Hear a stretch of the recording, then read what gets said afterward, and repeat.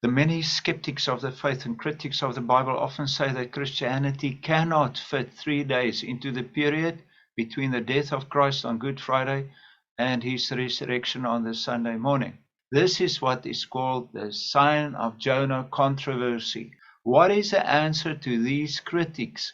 And what important scripture does Messianic zealots also miss?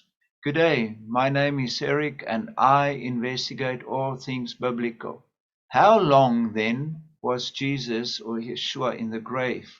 The Gospels testify that Yeshua was crucified on the Friday and rose from the grave on the Sunday. We read this in Mark 15, Matthew 27 and 28, in Luke 23 and 24, and the primary corroborating witness, John 19 and 20. The sign of Jonah in Matthew 12 marked a confrontation between Jesus, or then Yeshua, and the Jewish leaders, when he said that they will receive no sign except that of the prophet Jonah. For as Jonah was 3 days and 3 nights in the belly of the huge fish, so the Son of Man will be 3 days and nights in the heart of the earth. On the Sunday morning, the first day of the week, we read in Luke 24 how 2 angels appeared to the women and asked them, "Why are you looking for the living among the dead? He is not here, he has risen. Remember how he told you while he was still in Galilee. The Son of Man must be delivered into the hands of sinful men, be crucified, and on the 3rd day rise again." Then they remembered his words. Critics allege that we cannot reconcile Jesus' words with the gospel accounts of his death.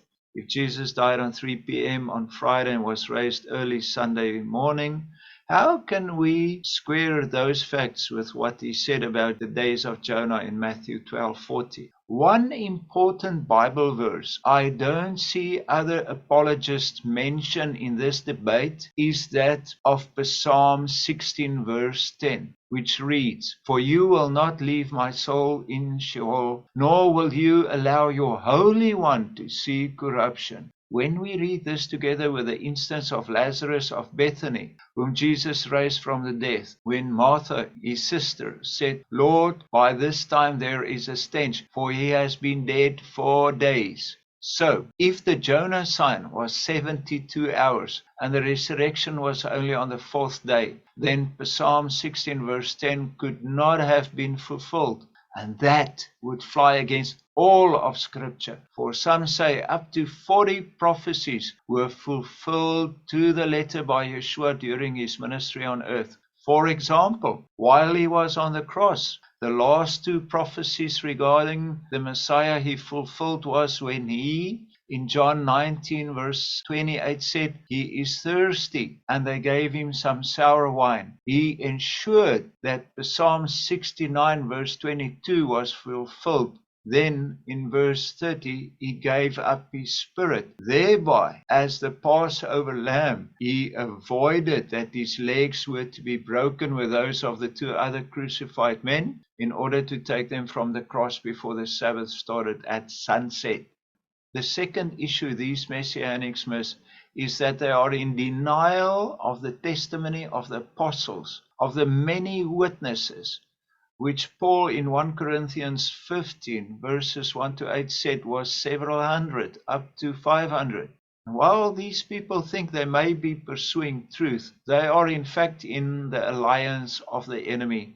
You cannot only believe the parts of Scripture that suits your limited understanding and thereby undermine the testimony of the apostles as it was reported in the Gospels. To summarize then, according to Jewish understanding of days, part of any day counted as a full day. Jesus' death at 3 p.m. on Good Friday counted as 1 day. His entombment on the Saturday counted as a 2nd day, and his resurrection on Sunday morning counted as the 3rd day. So those 36 hours made up 3 days in Jewish reckoning.